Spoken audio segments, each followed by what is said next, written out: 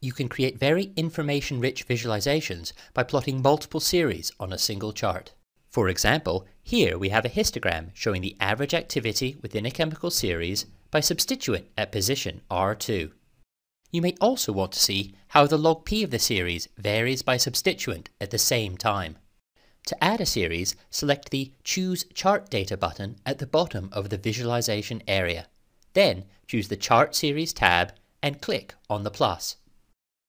From here, you can choose the chart type you'd like to use for the new series and the properties on the X and Y axes.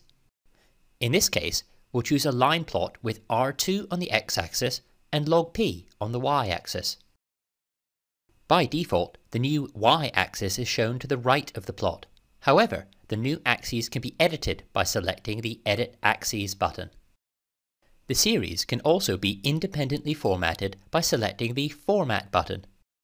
You can choose the series you want to format from the menu at the top of the Format dialog.